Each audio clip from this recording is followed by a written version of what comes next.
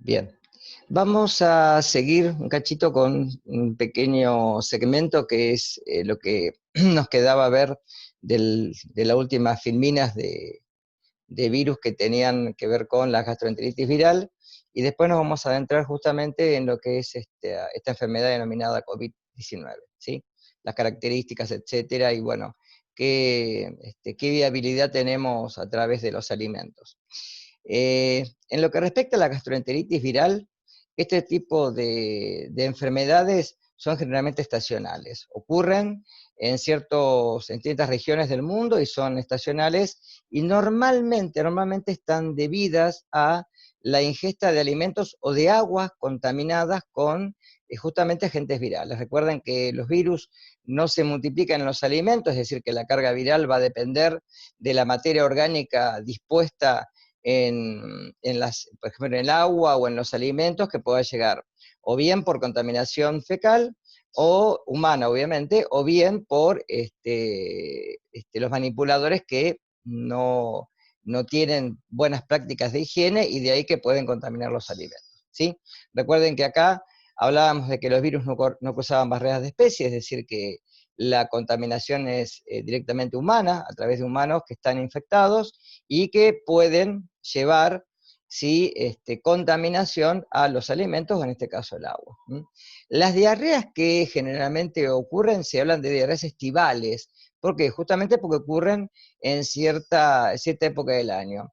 En nuestra región generalmente las tenemos en verano. Es muy raro encontrarlas en invierno, pero en otros países vamos a ver que son más fáciles de detectar en invierno que en verano.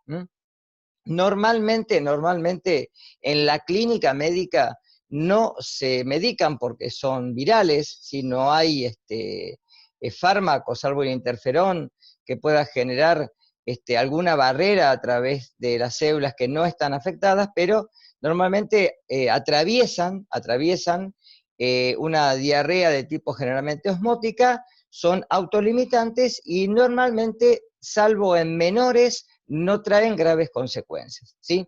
Normalmente está dada o por especies de rotavirus o por especies de los llamados calicivirus, porque los rotavirus tienen forma de rueda de carreta, muy parecido al aspecto que tenemos del coronavirus, esos aspectos radiados que tenemos en las cápsides y en las nucleocápsides, y después en estos casos no hay membrana externa, o sea, son virus desnudos, y esta forma proteica que forman los capsómeros recuerda lo que es una rueda de carreta.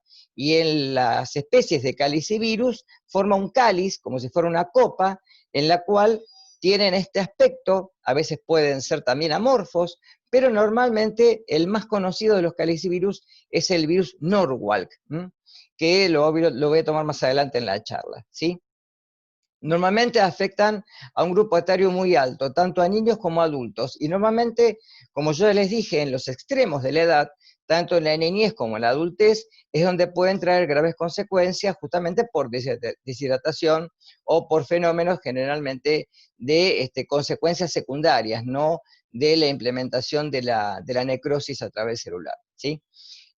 Son virus de RNA, fíjense que son segmentados, son de una doble cadena lineal, tienen varios segmentos, generalmente de 10 a 12, y obviamente son sin envoltura, atraviesan la barrera digestiva a través del estómago y penetran generalmente a través del intestino, ¿sí? Causan generalmente patologías de diarreas profusas y pueden ser graves, fíjense ahí, en lactantes y en menores de 3 años, como les decía hoy. El porcentaje generalmente grave de los casos se da por fundamentalmente una pérdida de líquido importante a través del intestino, y generalmente esta deshidratación requiere luego una intervención de tipo hospitalaria con la rehidratación vía parenteral, ¿de acuerdo? Ahora, generalmente los rotavirus que encontramos son los que, como les decía recién, invaden el epitelio intestinal, y ahí es que a través de la vellosidad desde el intestino es donde pueden generalmente hacer este tipo de maduración de las células del intestino, los enterocitos, y reemplazarlos por fundamentalmente, ¿sí?, esta pérdida del flujo iónico, y está ahí que se da una diarrea de tipo osmótica.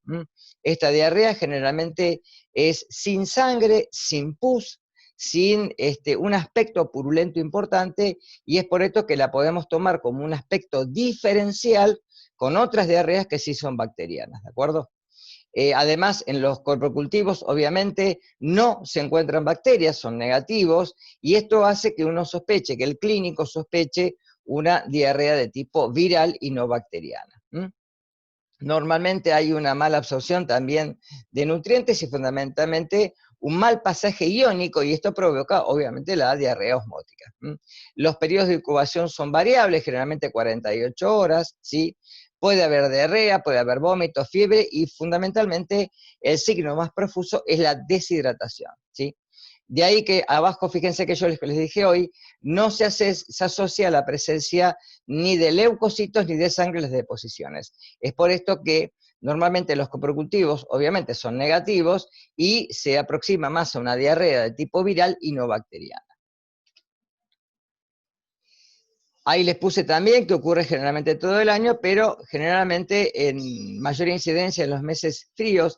Esto está tomado generalmente en los países del norte, y en nuestra región, acá en Mar del Plata, generalmente tenemos, o en la región costera, más en verano. Corríjanlo a eso también, porque esto está tomado de una filmina de un pepero europeo, ¿sí? Y además de Estados Unidos, ¿sí? Que son los lugares donde generalmente ataca en verano y no en invierno.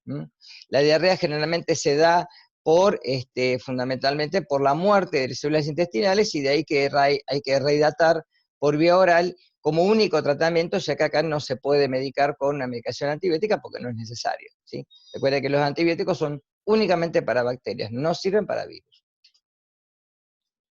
Virus Norwalk es un calicivirus, generalmente se relaciona con estos brotes epidémicos de gastroenteritis, y generalmente se da por el consumo de mariscos, fundamentalmente si los mariscos se consumen con una cocción pobre, o además se pueden consumir crudos. Hay lugares en donde los mariscos se consumen crudos, y es de ahí que también generalmente también puede ser o de origen hídrico o de transmisión a persona, como les dije hoy. Generalmente la propagación, fíjense que es fecal-oral. La infección generalmente también provoca una alteración de las células del intestino. Esto acorta las vellosidades, hay una mala absorción intestinal aguda provocada fundamentalmente por la acción de la destrucción de las células y del ribete del cepillo, y esto crea generalmente una diarrea que puede ser importante y a veces puede ser severa. La manifestación, fíjense, un periodo de incubación muy aproximado, 18 a 72 horas, ¿sí? Acá puede haber náuseas, dolores generalmente que son bajos, son cólicos, y aparentemente también puede haber vómitos, diarreas o ambos. La fiebre generalmente es leve, puede haber febrícula, y la enfermedad se autolimita, como les dije hoy, generalmente entre 24 a 48 horas. Acá tiene un resumen de los tipos de virus entéricos humanos, ¿sí? Esto es general, del tamaño, fíjense de que son virus muy chiquitos. Ahora vamos a ver el coronavirus, vamos a ver que es un virus mucho más grande. Fíjense que estamos hablando de virus de ADN de 25 a 35 nanómetros, o virus de ADN también de 75 a 85 nanómetros, ¿sí? Son virus más chicos. Vamos a ver que el coronavirus tiene un tamaño más apreciable. De ahí que sea menos transmisible en relación al radio de proliferación de estos virus por generalmente las microgotas de flu. Bueno, esto es general, esto ya lo vimos, lo que es el ciclo viral, y vamos a pasar a el núcleo de la charla de hoy, que es el de la enfermedad esta denominada coronavirus. Dígame si se cambió el power del fondo. ¿Se ve el otro? Por las dudas. Sí, se ve. ¿Sí? Bien. Vamos a ver esta enfermedad, que en realidad la enfermedad se le puso este rótulo de COVID-19, 19 por el año en el cual empiezan a aparecer, que aparece el primer caso en China, en Wuhan, y que de alguna manera después se declara por la Organización Mundial de la Salud en los primeros días de marzo como una pandemia, ya que se empezó a dar a través de la infección, Se supone que el vector principal ha sido un animal, ¿sí? Generalmente de los animales que conocemos es el murciélago el que pudo haber albergado este virus, que después ha sido transmitido al humano, y entre humanos se ha dado la infección a través de este evento único en, digamos, en la inmunología que tenemos los seres humanos, desde ahí que haya provocado esta enfermedad pandémica a través de la infección entre humanos y a través de los continentes, ¿sí? De ahí que la pandemia es cuando se dice, cuando pasa las fronteras generalmente de un país. Bien, vamos a ver un poquito de generalidades, ¿sí? Los virus tienen forma de corona, de ahí la palabra coronavirus, ¿sí? Hay una extensa familia, estos virus tanto afectan animales como humanos, ¿sí? Pueden afectar a una gran diversidad de animales, y entre sí ha habido ya episodios de virus similares que han infectado humanos, ¿sí? Generalmente los coronavirus pueden causar normalmente enfermedades respiratorias. También se dan enfermedades leves, como el resfriado común, ¿sí? Y estas hasta graves, como el síndrome respiratorio del Oriente Medio, que este síndrome respiratorio se lo denomina SRAS, ¿sí? Estas siglas son de la primera epidemia que tuvimos en el mundo de estos coronavirus, y que le dio de alguna manera a los investigadores un ambiente preliminar a este tipo de infección, ¿sí? Este nuevo coronavirus, de ahí que se lo bautizó como COVID-19, ¿sí? Las palabras COVID la palabra COVID viene de enfermedad por coronavirus, es decir, no es el virus, ¿sí? El virus se denomina SARS-CoV-2, y ahora tenemos en el ambiente también un CoV-1, tipo 1, generalmente el CoV-2 es el más proliferativo, y que ha causado mayor tipo de infecciones, ¿sí? Pero se habla de síndrome agudo respiratorio severo, ¿sí? Síndrome porque es un conjunto de síntomas que ya lo vamos a ver, agudo porque normalmente la enfermedad comienza y termina en un periodo de tiempo, ¿sí? Respiratorio porque afecta a las vías respiratorias, y severo porque puede causar desde manifestaciones que pueden ser de tipo asintomático, es decir, la persona no sabe que tiene o cursa, ¿sí? Todo el periodo sin tener síntomas, hasta la severidad en el cual, y vamos a ver que dependiendo fundamentalmente de la edad del individuo y también de las enfermedades de base que pueda tener, que puede ser grave y hasta llevarlo a la muerte. De ahí la cantidad de decesos que tenemos a nivel mundial, ¿sí? Este virus, fíjense que es identificado a fines de 2019, en esta ciudad de Wuhan, es donde se dispone el caso cero, en donde desde ahí, por el comercio que hay a través de animales que se consumen en el lugar, animales que nosotros no consumimos, pero que sí consumen ellos, que son animales que normalmente nosotros no tenemos este tipo de comida en nuestro ambiente, pero en otros lugares se consumen, ¿sí? Varios tipos de especies de animales, monos, murciélagos, etcétera, y es de que se supone, todavía no se sabe ciencia cierta, que puede haber pasado, ¿sí? Como un reservorio desde el murciélago al hombre, por consumir carne de murciélago.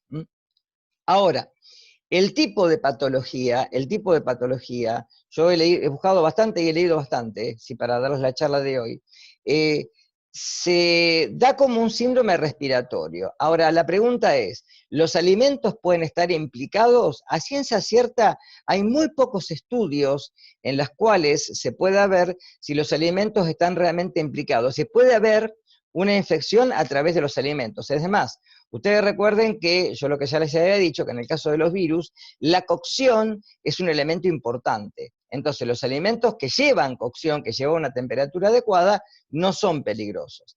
El tema son los alimentos crudos.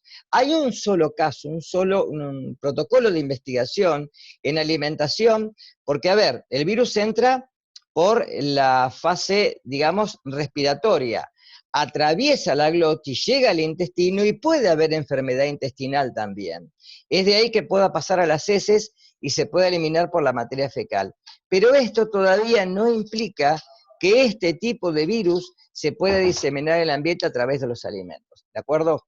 Es decir, que a pesar de que nuestra materia tiene mucho que ver con el tipo de alimentación, esta enfermedad tenemos que sí o sí tenerla en cuenta y verla, porque a través de lo que nos está pasando es un único evento a nivel mundial que nos ha ocurrido y que tiene que ver fundamentalmente con este efecto pandémico y con todo lo que estamos pasando y toda esta fase de aislamiento social que tenemos hasta ahora. ¿Sí? Bien. Queda claro hasta acá, ¿no? Hay muchas cosas que ya la habían escuchado en forma concomitante con lo que se dice en los diarios, con lo que se ve, pero bueno, yo les traigo la información fidedigna que tiene que ver con carácter científico. Bien, la familia es Coronaviridae, de ahí que se denominan coronavirus, ¿sí? Estos virus, el SARS, ¿sí? CoV-2, pertenece a una categoría, hay categorías de alfa, beta, gamma y delta, ¿sí? Coronavirus. Estos son los beta coronavirus, que de alguna manera tienen sí, mucha relación con este primer evento que vimos del síndrome agudo de respiratorio severo, ¿sí? Y está dado como un pariente que es el coronavirus del murciélago. De ahí que se supone que puede haber pasado del murciélago hacia el hombre. La forma que tienen es redonda, puede ser elíptica, a menudo también puede ser pleomórfica, y generalmente el tamaño es, como les dije hoy, aproximadamente de 100 a 160 nanómetros. Es un virus bastante grande. De ahí que la proyección de las microlotas de Fluke que expedimos a la vez que hablamos, o tosemos, o estornudamos, sí tiene un radio aproximadamente de 1 a 2 metros.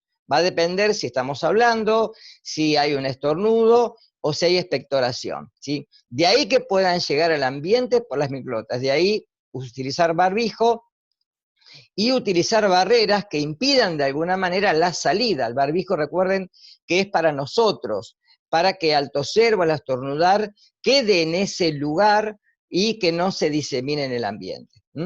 Ahora, por otro lado, son virus envueltos. Recuerden que nosotros dijimos que normalmente los virus que infectaban a través de los alimentos puedan ser de alguna manera peligrosos, ¿sí? Normalmente lo que vamos a encontrar en estos virus que no tienen una enzima, ¿sí? Vamos a ver ahora que son virus de RNA de cadena positiva. Ahora voy a explicar esto, ¿sí? Y las proteínas que hay digamos, en el entorno del virus, forman una estructura que da este aspecto de corona. Esas espículas son las que van a tener, ¿sí?, la fase en la cual se van a anclar a receptores de membrana, a un receptor específico. Tiene una sola hebra de ARN de polaridad positiva. ¿Qué quiere decir polaridad positiva? Explico esto. Cuando uno habla de ARN de polaridad positiva, lo que está diciendo es que el mismo fragmento de ARN sirve para la síntesis de proteínas. Cuando hablamos de polaridad negativa, los virus tienen que tener dentro de su nucleocápside una enzima que lo que hace es hacer una transcripción, ¿sí?, del molde de ARN negativo a una hebra de ARN positiva. De ahí que esa nueva hebra es la que va a actuar como mensajero. ¿Está claro? Es decir, que esta sola hebra de ARN, cuando es liberada en el citoplasma, actúa como mensajero para la síntesis de todas las proteínas. ¿De acuerdo? De eso es la diferencia con una de polaridad negativa. Bien. Por otro lado, fíjense, al igual que otros coronavirus, es sensible a los rayos ultravioleta y normalmente también a la mayoría de los agentes químicos. Es decir, que esto es una ventaja porque fíjense que es muy fácil de poder eliminarlos. El calor los elimina. Es decir, por ende, que la cocción de los alimentos sería suficiente para poder eliminarlos. Se inactivan fácilmente con solventes lipídicos, de ahí que utilizamos alcohol en gel, ¿Por qué? Justamente el alcohol gel al 70% tiene la particularidad de poder, ¿sí?, lisar las membranas plasmáticas. Por ende, como esta membrana es una membrana externa, no plasmática, pero sí que se la lleva, la arrastra el virus cuando sale de la célula y es una membrana plasmática, símil, de alguna manera también es lisada. También el éter al 75% los pueden activar, de ahí que se puedan limpiar mesadas, ¿sí?, a través de éter, en los laboratorios, por ejemplo. Ahora, fíjense que también es sensible a desinfectantes como el cloro, como algunos derivados como el peroxiacético, al cloroformo, pero la clorexidina, que se utiliza mucho en instrumentación quirúrgica para esterilizar los instrumentos, sí es resistente. Es decir, que para algunos sí, pero para este, por ejemplo, no. El ciclo, ¿sí? Cuando estas partículas puedan penetrar a través de la vía aerógena, es decir, por la nariz o por la garganta, la saliva es una fuente fundamental de contaminación, puedan penetrar a el tracto respiratorio, tienen una afinidad muy alta por el receptor de angiotensina 2. De ahí que penetran por este receptor. Y las células bronquiales están repletas de estos receptores, ¿sí?, debido a los fenómenos de respiración. Con lo cual, una vez que se acopla al receptor, penetra por endocitosis. ¿Recuerdan esto de lo que vimos en los power pasados? ¿Sí? Una vez que se liberó el RNA viral, este actúa para la síntesis de proteínas de membrana, que van a acoplar a la membrana, las espículas, y proteínas, los capsómeros, que van a formar esta corona que se ve al microscopio electrónico. De ahí que también se produzca una RNA polimerasa, que va a ser la réplica de la hebra de ARN de polaridad positiva, y una vez que la célula está repleta de estos capsómeros y viriones, se ensamblan en la membrana para poder eliminarse por exocitosis, ¿de acuerdo? De ahí que si una célula infectada infecta a otras células, y ahí es cuando se produce normalmente la proliferación a nivel tisular. Normalmente en las células del pulmón, y esto puede generar, en algunos casos, fibrosis pulmonar. ¿Sí? Ahora vamos a ver los síntomas y vamos a entender un poquito más esto. Ahí tienen como una filmina donde se ve primero el coronavirus, la tienen a la derecha, y luego, como una vez que se acopla al receptor de angiotensina 2 a través de las espículas, penetra el RNA, produce la transcripción de estas proteínas que se acoplan luego al genoma y en la membrana se eliminan por exocitosis. Lo mismo que acabo de decir recién, ¿de acuerdo? Bien. Mecanismo de transmisión, ¿sí? Se ha detectado, escuchen bien, en secreciones nasofaringeas y salivales, de ahí la peligrosidad del estornudo y obviamente de la saliva. En personas infectadas también se puede dar por contacto directo. Ahora vamos a ver cuánto permanece el virus en superficies. Un estudio hecho en Inglaterra, muy importante, porque nos da la idea de la permanencia del virus en las superficies. ¿Sí? En las microgotas de flux, en estas gotitas que no vemos, pero que generalmente exhalamos, tanto cuando hablamos, con la respiración, con el estornudo, con la expectoración, etcétera, ¿sí? La distancia normalmente tiene un límite de hasta 2 metros, debido fundamentalmente a el tamaño de la partícula viral. ¿Por qué? Porque después el virus, por una cuestión de gravedad, ¿sí?, no queda en el ambiente permanentemente, sino que cae y queda en el suelo.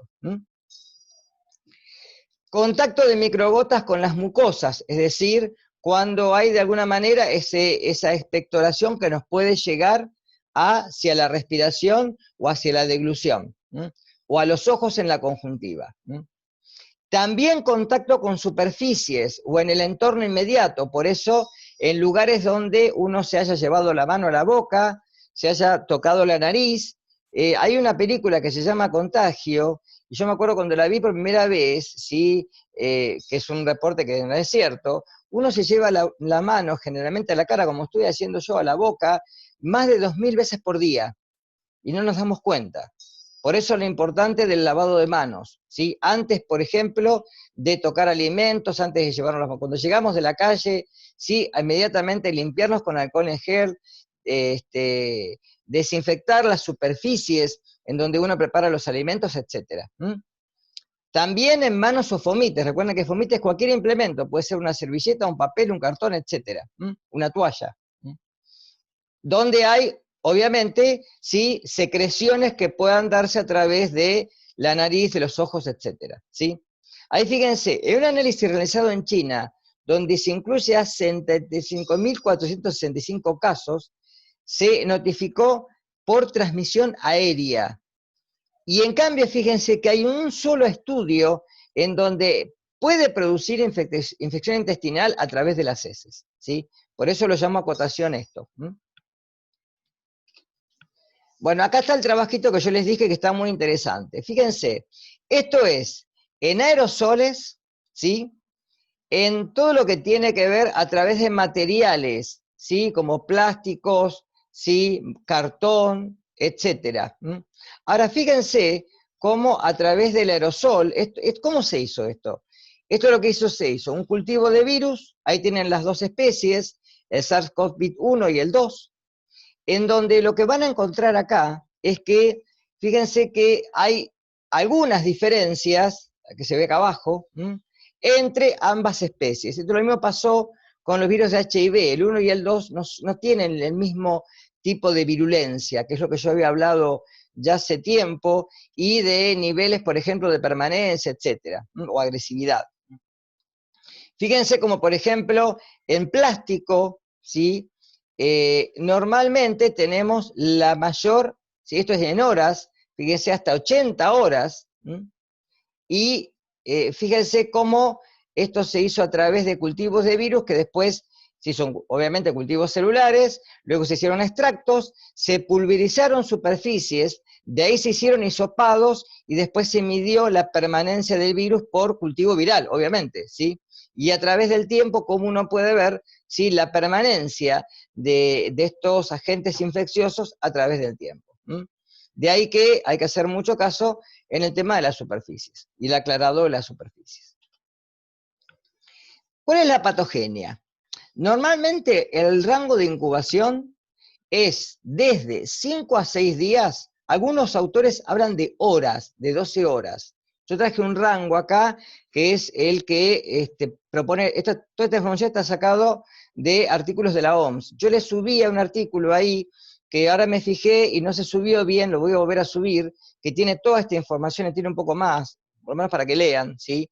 Pero es un artículo de carácter científico y está en español, obviamente, y está muy bien relacionado con, a pesar de que es de marzo, está bien relacionado con algunos pormenores que tenemos actuales. No está muy desactualizado, ¿sí? Porque los que son actualizados son en inglés, por eso no se los puse. Y generalmente el rango que tenemos, que lo escuchamos todos, es hasta los 14 días, ¿sí? De ahí que a las personas, por ejemplo, yo tengo el caso de un amigo, un médico amigo que viajó a Buenos Aires y cuando volvió, ¿sí? Fue hace poco, pues tuvo que buscar un certificado para la hija, lo tuvieron 14 días en cuarentena. Es decir, lo enviaron al domicilio y que por 14 días tuviera que estar en el domicilio. Esa es la cuarentena que se supone, ¿sí? Lo mismo que si uno, eran casos, por ejemplo, las personas que venían de afuera, que viajaban del exterior y que una vez que se permitió la entrada al país, ¿sí? Tenían que ir a su casa o a un lugar de residencia y de ahí tenerlos en cuarentena durante 14 días, ¿sí? Normalmente en el pedido se hace, en algunos casos, ahora es regla general, en el algoritmo, lo van a ver después, cuando hay sintomatología, recién ahí se hace el hisopado. Porque ¿qué pasa? Supongamos que alguien tiene contacto con una persona que ha estado enferma de COVID, ¿sí? Entonces, que acá no hay que tener, por favor, alarma ni empezar a hacer cuestiones fantasmales con esto. Si una persona está enferma de COVID, puede pasar toda su enfermedad, como vimos en muchos casos, sin ninguna alteración respiratoria, solamente con un cuidado paliativo a través de medicación generalmente que se hace a nivel rutinario, ¿sí? Porque no hay tratamiento todavía para la enfermedad. No hay tratamiento salvo los casos graves que se los coloca en respirador como a una asistencia mecánica respiratoria, nada más, pero en casos graves, ¿sí? No hay, hay digamos, en protocolo ciertos fármacos, pero todavía a ciencia cierta no hay nada para poder contrarrestar la sintomatología de la enfermedad, salvo lo que utilizan normalmente para las enfermedades respiratorias, ¿sí? Ahora, fíjense que prácticamente el 97,5% de los casos sintomáticos se desarrollan generalmente en un promedio de 11 días y medio, luego de la exposición. Se considera actualmente que la transmisión de infección se produce generalmente de 1 o 2 días antes del inicio de los síntomas. Lo que pasa es que una persona puede puede estar asintomática, ¿sí? Y cursar toda la enfermedad, o ser asintomática por ejemplo, 10, 12 días. Y hasta ahí no sabemos, ¿sí? Por eso después se busca el nexo epidemiológico de esa persona, cuántos contactos tuvo. De ahí el aislamiento social. Luego lo que tenemos que ver es que acá se puede desarrollar o una etiología en el cual el paciente no va a remitir síntomas severos hasta los que sí se puede dar en forma grave o crítica. Algo muy importante, que es lo que uno llama R0. El R0 es el promedio de enfermos, de contagios que se pueden dar a través de una persona que está enferma. Por ejemplo, acá se supone que está entre 1,5 y 6,5. Quiere decir que si una persona se enfermó, puede enfermar desde una persona y media, o sea, 2 personas, hasta 6, 7. Esto es más o menos el rango que uno supone, que es un R0 bastante alto, ¿sí? Porque si una persona puede formar un promedio de 4, por ejemplo, por lo que tenemos ahí, ¿sí? Es bastante alto la tasa de infección. De ahí que se haya dado tan rápidamente una diseminación pandémica a nivel mundial. Países, por ejemplo, como Italia, como Estados Unidos, que son los que más cantidad de casos tienen, después yo les voy a subir una página, les voy a poner abajo un link de una página que es el report mundial de casos que hay de COVID y los casos que hay de enfermos por país y los fallecimientos que hay a través de las tasas de muerte en cada país, ¿sí? Para que lo tengan y porque eso es una página que se actualiza momento a momento, ¿sí? Uno entra y va a ver que pone primero en rojo los casos que se consideran con mayor afluencia, después los pone en un gris más oscuro, en un gris más clarito, y después al último los pone en los países en los cuales no se han reportado casos. En los países que no se han reportado casos, porque los hay. Son muy poquitos, pero los hay. Bien. Fíjense en los síntomas, muy importante. Profesor, una Sí, pregunta. sí, En los países que tienen el contagio más alto, ¿el sí. R0 es más alto también en el No, el rango? R0 siempre es el mismo, siempre es el mismo. Ah, El tema de lo que pasó en esta pandemia fue que yo creo que a través de los viajes que se dieron, por lo que dicen muchos autores, ¿no? Los viajes que se dieron entre China y Europa y Estados Unidos fueron mucho, mucho más frecuentes las personas que hicieron viajes en esa época que en otros países. Por ejemplo, América Latina, África, que no tiene tiene muy pocos casos, ¿sí? Y esto se dio porque hasta que, fíjense, la enfermedad comienza en el 2019, fines del 2019. La OMS recién, en marzo del 2020, advierte como un evento pandémico. Es de ahí donde, por ejemplo, Argentina comienza a tomar medidas efectivas. Ustedes recuerdan más o menos los episodios que sufrió Argentina, en donde nosotros, yo no sé si nos vimos por una cuestión fortuita o no, pero fíjense que con el tema del dólar, en Argentina, la salida del país al exterior fue menor. tuvimos una muy buena temporada acá en Mar del Plata y en toda la costa atlántica, debido a que muchos decidieron, yo no pensaba viajar, yo viajé al interior, pero muchas personas decidieron no viajar al exterior por una cuestión del dólar, ¿sí? Entonces, Argentina tuvo muy pocos individuos que viajaban al exterior y que pudieron volver infectados. ¿Se entiende esto? Con lo cual, evidentemente, tanto en Europa como en Estados Unidos, en España, en Italia, donde hubo gran cantidad de casos, primero fue porque no se tomaron medidas efectivas cuando recién comenzó la infección, ¿sí? Además hay otra cosa, ustedes fíjense que Europa está sufriendo un evento, ¿sí? Ya hace varios años, de población geronte en muchos pueblos de Europa. Con lo cual, esta enfermedad, ustedes fíjense, que afecta normalmente en forma grave a adultos mayores. ¿Está claro? O sea, el grupo etario, ¿se acuerdan cuando hablamos de hepatitis A? Y dijimos que normalmente cuando uno hablaba de hepatitis A, el grupo etario podía ser cualquiera, pero que yo les había comentado que en el caso de los chicos podía haber hepatitis fulminante, y cuando hablamos de poliomielitis es una enfermedad del niño, no es del adulto. No hay adultos con poliomielitis, es del niño porque tiene que estar una falla en la vacunación. Y en este caso, la enfermedad afecta a adultos mayores. Por esto que las tasas de letalidad se han dado normalmente en poblaciones que tienen una mayor población de adultos gerontes, ¿sí? Mar del Plata, lamentablemente, tiene una gran población de adultos gerontes. Fíjense que acá hay muchos geriátricos, ¿sí? Y es donde ha sido foco estos últimos tiempos. Si ustedes han leído, ¿sí?, las últimas publicaciones, fíjense lo que ha ocurrido en Mar del Plata.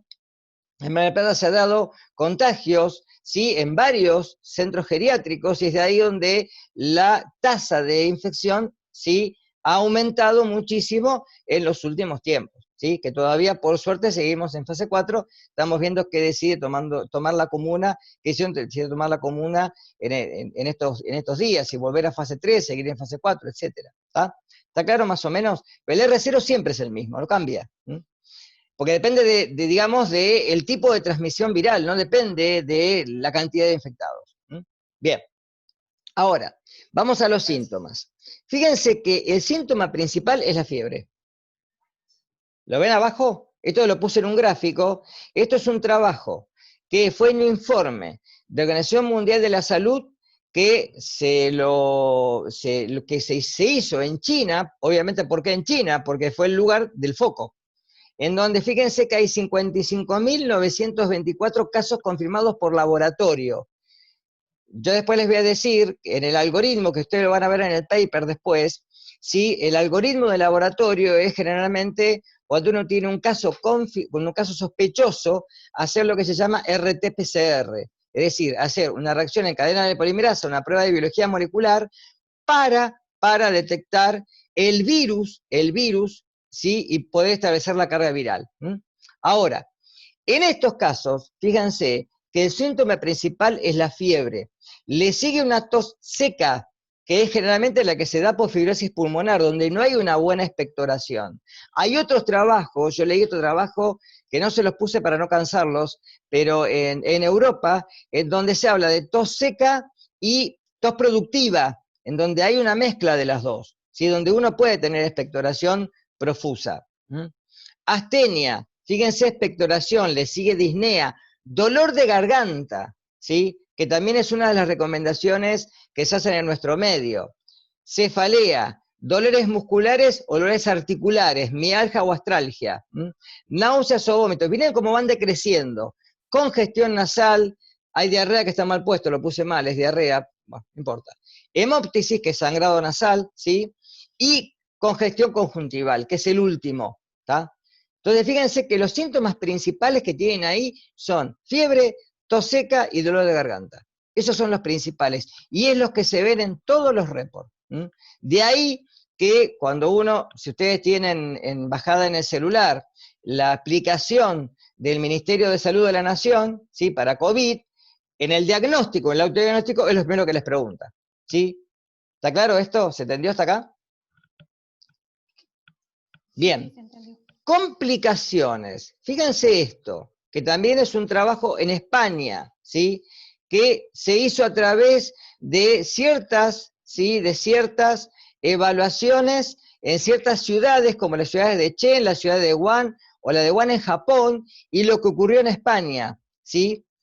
Que el número de casos, fíjense que es distinto. Acá tiene un N de 99, un N de 138, un N de 1099, y el último que no lo alcanzo a ver porque está esto, a ver si se corre, voy a poner abajo, que es un N de 18.609, que es el síndrome respiratorio por distrés, dado en, acá les pone en un 43% de personas hospitalizadas. Y fíjense que habla de síndrome respiratorio, fallo renal, fallo multiorgánico, ventilación mecánica, de ahí el tema de los respiradores, ¿sí? Diálisis, porque puede traer compromiso renal, circulación extracorpórea o muerte.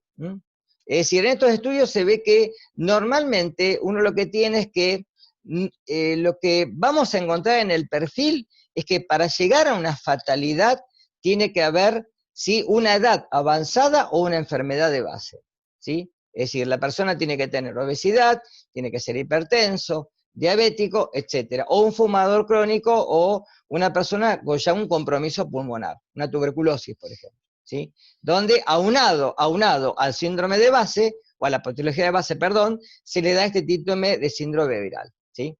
Lo mismo, ¿se acuerdan que yo les dije que ocurría con ciertas patologías virales, en donde no es la patología viral lo que causa normalmente, ¿sí? la falla orgánica o la falla respiratoria, sino normalmente puede ser una bacteria acoplada a, o en este caso, el virus puede traer a consecuencia de una enfermedad de base un compromiso que puede llegar a la letalidad. ¿Está claro?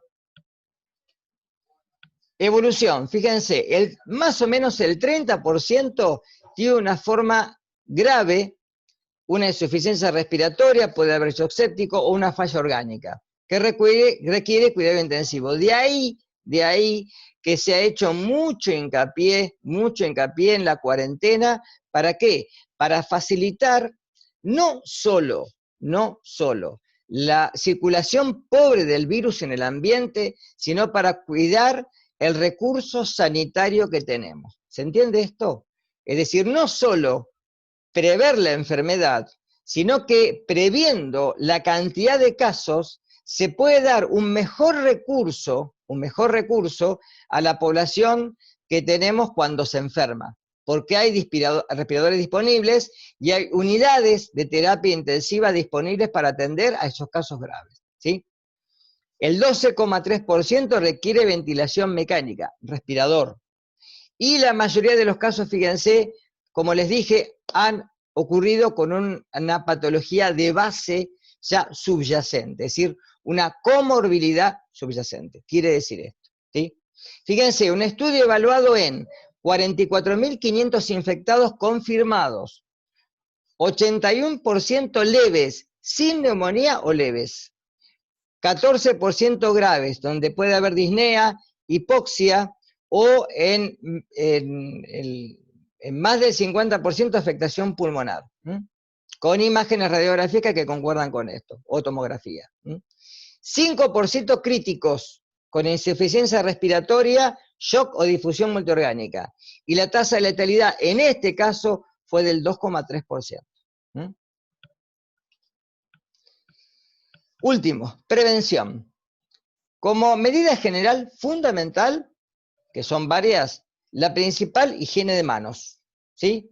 Por lo que les dije hoy, por no llevarnos las manos a la cara, por no llevarnos las manos a la boca, por no tocar, por ejemplo, la puerta del ascensor, tocar una baranda, lo que sea, y de ahí llevarnos las manos a la cara. Agua y jabón, fíjense que es un virus que, como cualquier partícula viral, no es tan permanente, es decir, se destruye rápidamente con agua y jabón. Es decir, no es tan complicado poder, ¿sí?, tener estos mecanismos propios, ¿sí?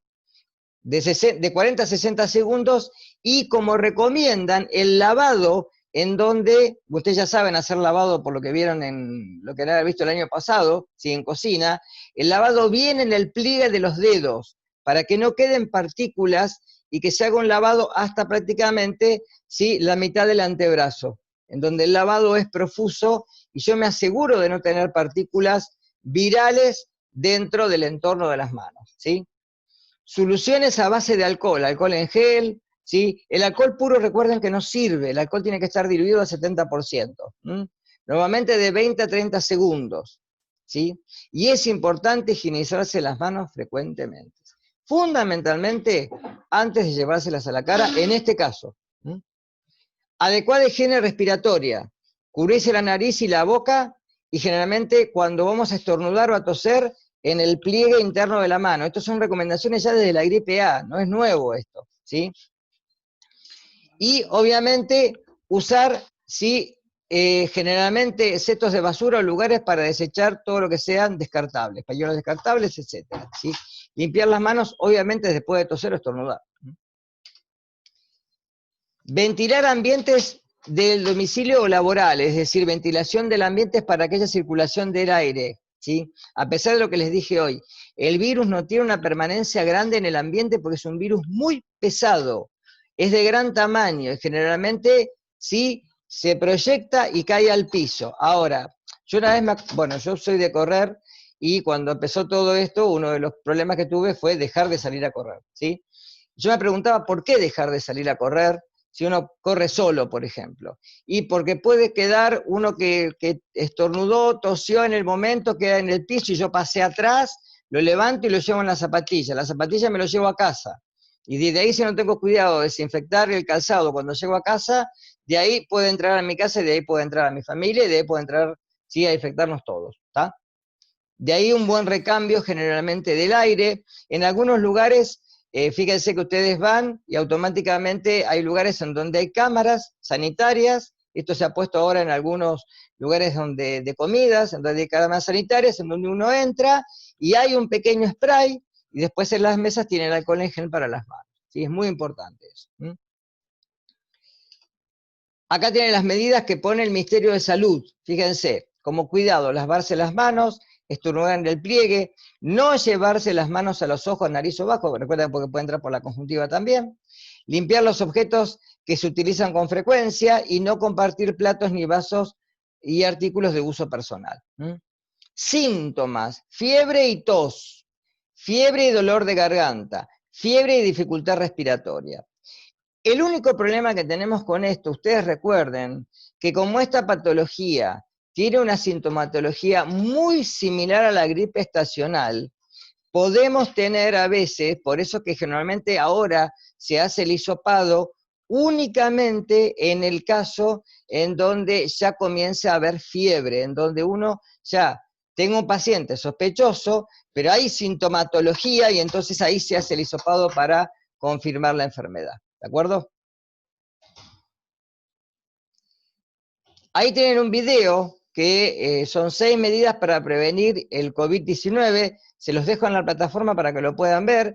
Es un video del CDC. El CDC es el Centro de Enfermedades de Atlanta, que de alguna manera también recaba toda la información mundial, ¿sí?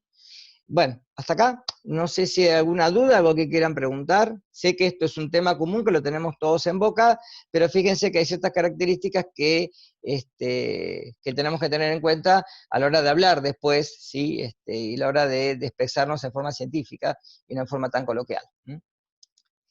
¿Algo que preguntar? ¿Dudas?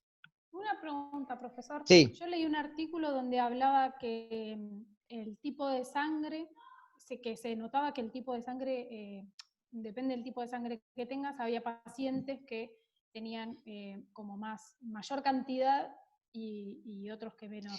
Dicen que la sangre de tipo 0 o de tipo O es la que tiene mayor resistencia al virus. Igual no sé si hay algo tan demostrado, ¿tá? Yo también lo leí, ¿sí? Pero porque el receptor no entra por un glóbulo rojo, entra por un receptor de angiotensina, o sea, no sé hasta qué punto habrá. A ver, la resistencia al virus se da cuando uno ya cursó la enfermedad o cuando tiene el virus en el sistema orgánico.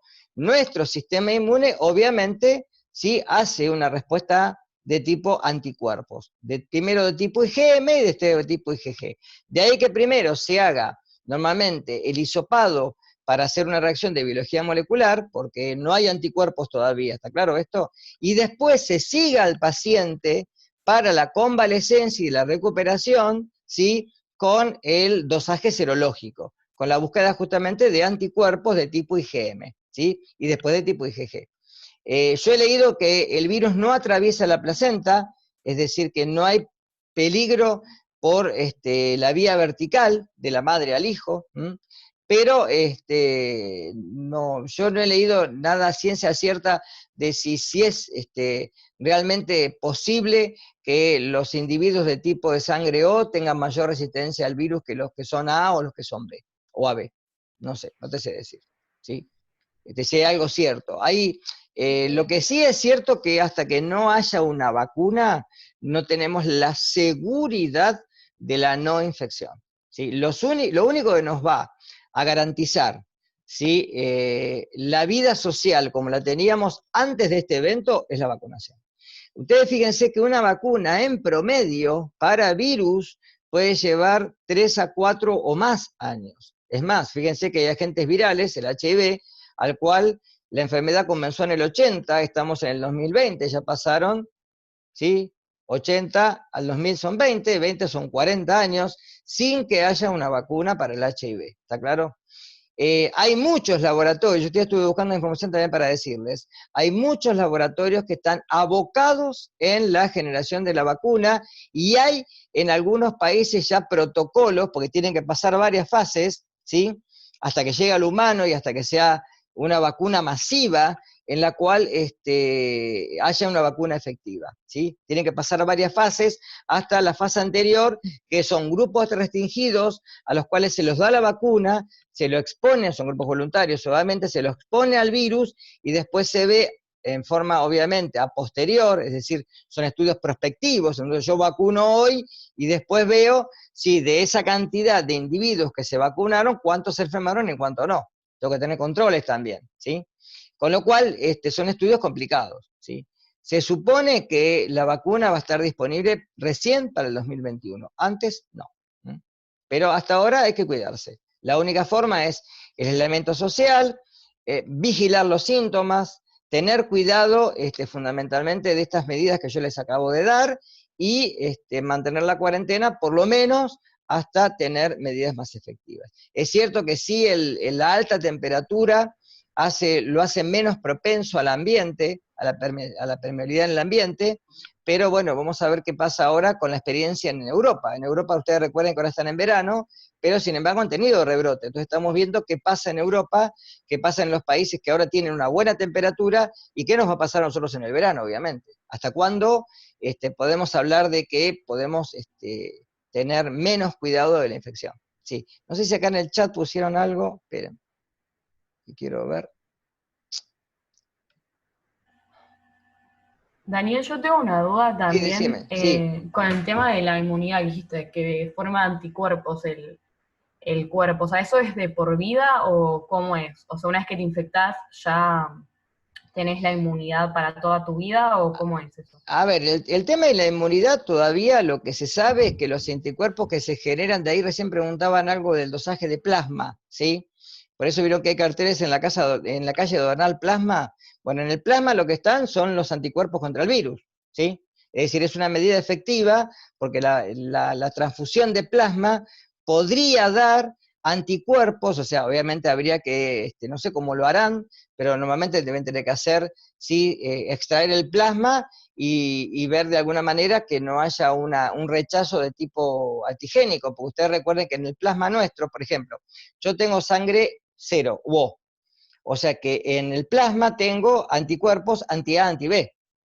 Una persona que es de sangre B o de sangre A no puede recibir mi plasma, ¿se entiende? Es decir, habrá que aislar los anticuerpos de alguna manera contra el virus, y desde ahí pueden hacer digamos, el pasaje de ese plasma a una persona enferma. La inmunidad, los tipos de anticuerpos normalmente tienen un periodo de vida. Ahora, si vos no tenés una reinfección, obviamente no es una vacuna. La vacuna, ustedes recuerden que si yo me vacuno hoy, por ejemplo, normalmente desde la niñez hasta la adultez tenemos que recibir dosis. ¿Por qué recibir dosis? Sí, porque los anticuerpos no son de por vida.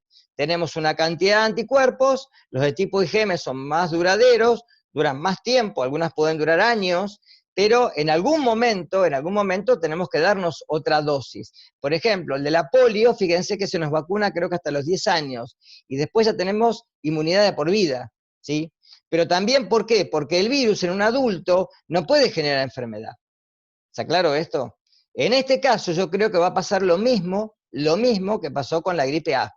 Es decir, que todos los años vamos a tener que, una vez que esté la vacuna disponible, revacunarnos con la vacuna, ¿sí? Salvo que sea un inmunógeno muy importante que nos inmunice por una gran cantidad de tiempo.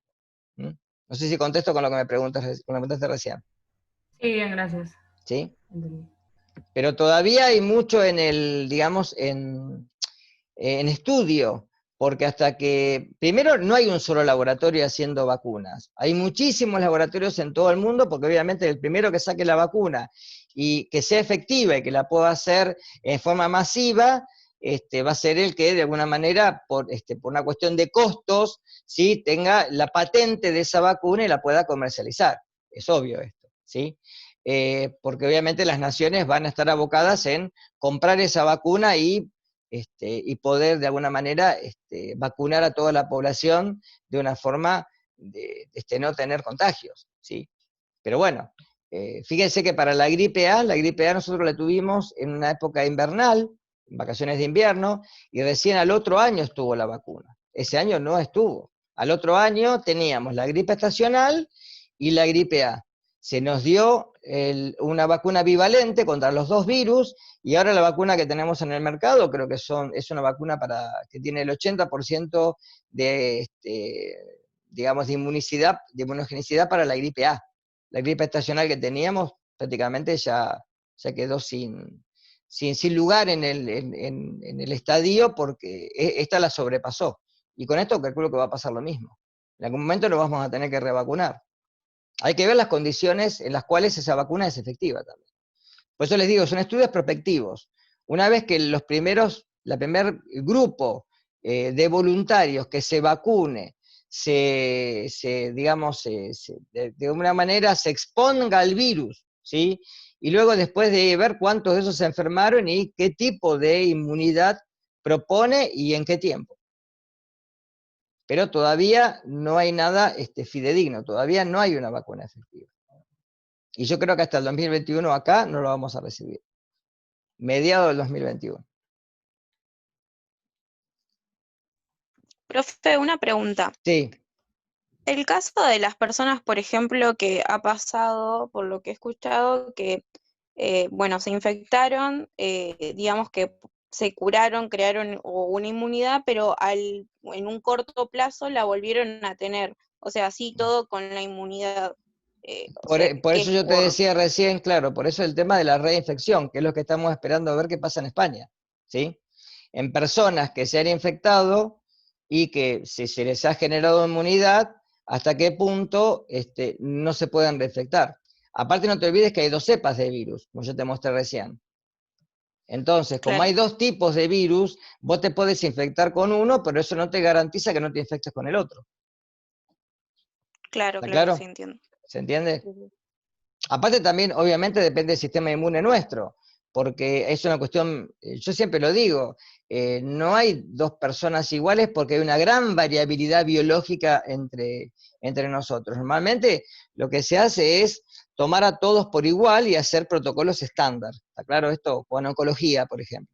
Pero después, en cada uno de nosotros hay una variabilidad biológica muy grande, y esto hace de que sí puede haber entre individuos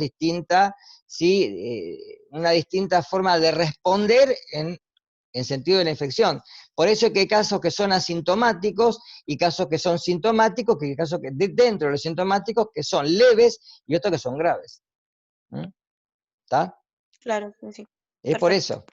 Lo que pasa que, bueno, hasta ahora, hasta que no se sepa realmente, una vez que esté dada la vacuna, cuánto tiempo esa vacuna, ¿sí?, tiene una profundidad en la inmunogenicidad, porque si vos sabés que, por ejemplo, la vacuna, ponele, si vos te la das hoy, sabés que tiene 1 año. Bueno, antes del año tenés que darte la otra dosis. Sí, no es que querían preguntar ahí.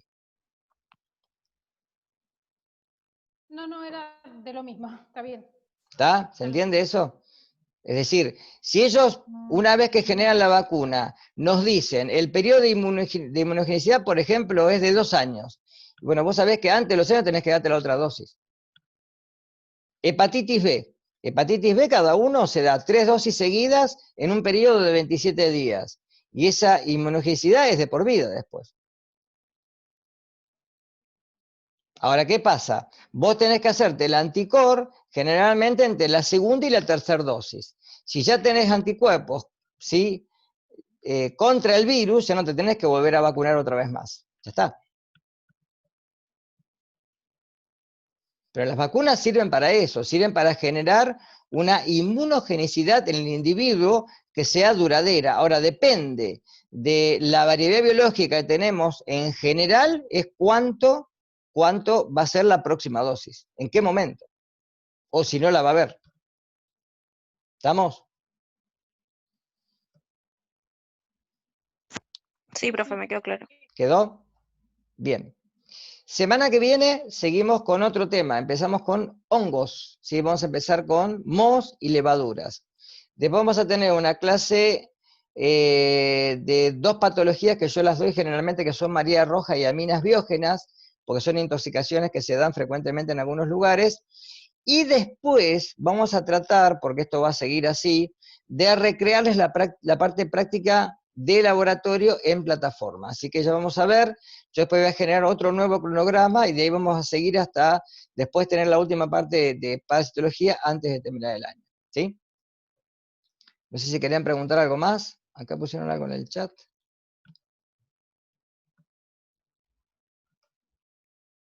Acá pregunta semana de finales. No, la semana que viene, que es semana de finales, no, la otra. Está bien, tenés razón. Sí, yo estoy perdido con esto. Sí, la semana que viene no, es semana de finales. La otra sí tenemos clase. ¿Sí? Y ahí empezaríamos con hongos y levaduras. Después tenemos una clase de aminas biógenas y después de ahí se corta y arrancarían con la parte práctica. Después de la parte práctica, cuando termina, vuelvo yo con la última parte de la materia, que es parasitología, que tiene que ver con todo el entorno de parásitos transmitidos por alimentos. ¿Sí? Bien, si no hay nada más, nos encontraremos la otra semana. Para los que tengan que dar final, suerte. ¿Sí? Y si algunos dan final conmigo, bueno, suerte en el final de introducción a la química. Gracias. De nada a ustedes. ¿Sí? Nos vemos y cuídense y sigan las medidas que yo les pasé acá. ¿Sí?